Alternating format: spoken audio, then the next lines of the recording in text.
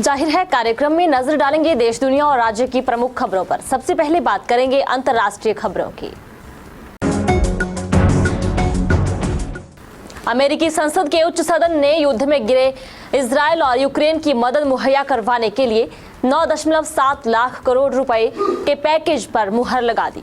Senate ने इस package को डेमोक्रेट और रिपब्लिकन दोनों पार्टियों के सांसदों का समर्थन मिला। सीनेट के में पास होने के बाद अब रूस में युद्ध में घिरे यूक्रेन और गाजा पट्टी में हमास के साथ संघर्ष कर रहे इजरायल को आर्थिक और रक्षा सामग्री में मदद मिलने का रास्ता साफ हो गया है। अफ्रीकी देश सेनेगल के राष्ट्रपति मैकी सैल ने ऐलान किया है कि 25 फरवरी को होने वाले आम चुनाव अनिश्चित काल के लिए स्थगित कर दिए गए हैं। इसके बाद इस फैसले के विरोध में बड़ी संख्या में लोग सड़कों पर उतरे और सरकार विरोधी प्रदर्शन किए। पुलिस ने कई विपक्षी नेताओं और प्रदर्शनकारियों को हिरासत में लिया है।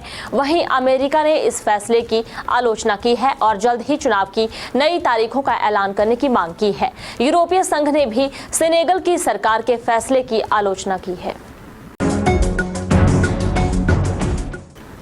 पाकिस्तान के खैबर पख्तूनख्वा में डेरा इस्माइल खान जिलों के एक पुलिस स्टेशन हमले के बाद कम दल पुलिस कर्मियों की मौत हो गई।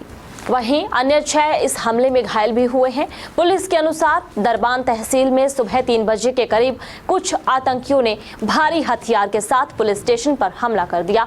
बताया जा रहा है कि आतंकियों ने पुलिस स्टेशन पर ग्रेनेड और भारी गोलीबारी से हमला किया। और अब बात करेंगे राष्ट्रीय खबरों की। चंडीगढ़ मेयर चुनाव मामले पर सुप्रीम कोर्ट में आज सुनवाई होगी। आम आदमी पार्टी ने इस मामले में सुप्रीम कोर्ट का दरवाजा खटखटाया है। आम आदमी पार्टी के पार्षद और पार्टी की तरफ से मेयर पद के उम्मीदवार कुलदीप कुमार ने याचिका दायर की है। याचिका पर मुख्य न्यायाधीश डीवाई चंद्रचूड़ की अध्यक्षता में 3 जजों की पीठ सुनवाई करेगी। लोकसभा चुनाव से पहले नेताओं में जुबानी जंग तेज हो गई है। भाजपा के खिलाफ हमेशा से मुखर रहने वाली पश्चिम बंगाल की मुख्यमंत्री ममता बनर्जी अपनी कथित टिप्पणियों को लेकर सियासी बवाल में फंसती नजर आ रही है। दरअसल भाजपा समर्थकों ने प्रधानमंत्री नरेंद्र मोदी के खिलाफ की गई कथित अपमानजनक टिप्पणी के विरोध में टीएमसी सुप्रीमो ममता बनर्जी की एक तस्वीर को प्रतीकात्मक रूप से शहद खिलाया और उनके खिलाफ रोष व्यक्त किया। भारत में कैंसर से लड़ने वाली सबसे बड़े एनजीओ इंडियन कैंसर सोसाइटी ने एक अभूतपूर्व mobile app rise against cancer पेश कर विश्व कैंसर दिवस मनाया। मेड इन इंडिया ऐप का मकसद कैंसर मुक्त भारत बनाने के लिए जानकारी की कमी दूर करना, जागरूकता बढ़ाना और संबद्ध समुदायों को एकजुट करना है। इस अभियान में Rajiv Gandhi cancer institute and research centre और रोश प्रोडक्ट्स प्राइवेट लिमिटेड ने भी अपना समर्थन लिया। और अब बात करेंगे प्रदेश की अहम खबरों की। हिमाचल प्रदेश के पहाड़ी इलाकों में भारी बर्फबारी के बाद बंद हुई सड़कों को बहाल करने के लिए लोक निर्माण विभाग ने 15,000 कर्मचारियों की फील्ड में तैनात किया है। विभाग ने इन कर्मचारियों की छुट्टियां रद्द कर दी है। जिला शिमला, चंबा, कुल्लू, किन्नौर और लाहौल स्पीति समेत अन्य जिलों में 645 सड़कें यातायात के लिए बाधित हैं।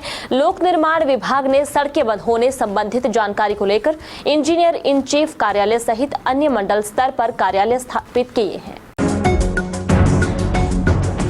हिमाचल प्रदेश में पहले चरण में 34 आदर्श अस्पतालों को आधुनिक चिकित्सा सुविधा से लैस किया जाना है। इनमें उपकरण स्थापित करने को स्वास्थ्य निगम की ओर से टेंडर प्रक्रिया शुरू कर दी गई है।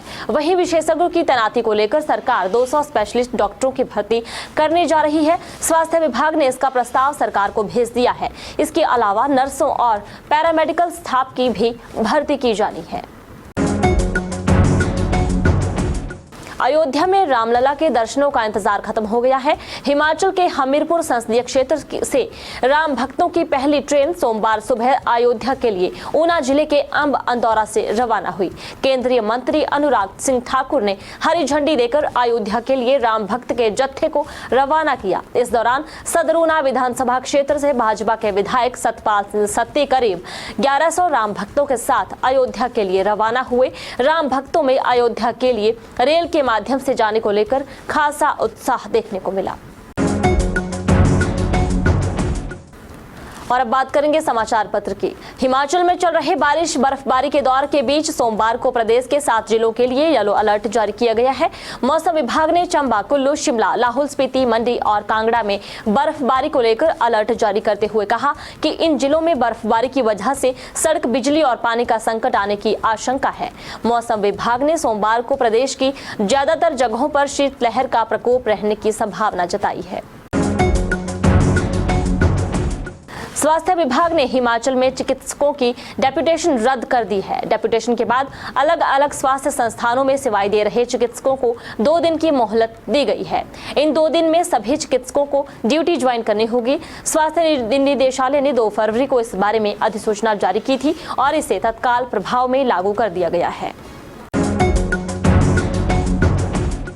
भाजपा हिमाचल की 4 लोकसभा सीटें जीतने के लिए मेगा प्लान पर काम करने वाली है। इसके लिए समाज के सभी वर्गों से संपर्क कर पिछले लोकसभा चुनाव के मुकाबले इस बार करीब 10% से अधिक वोटों को ढूंढने के लक्ष्य पर काम किया जाएगा। इसके लिए पार्टी ने करीब 1 दर्जन से अधिक वर्गों पर विशेष फोकस करने का प्लान तैयार किया है। विधानसभा चुनाव में मात्र 0.9% मत प्रतिशतता से पिछड़े भाजपा ने लोकसभा चुनावों के लिए 10% तक बढ़ाने का लक्ष्य रखा है।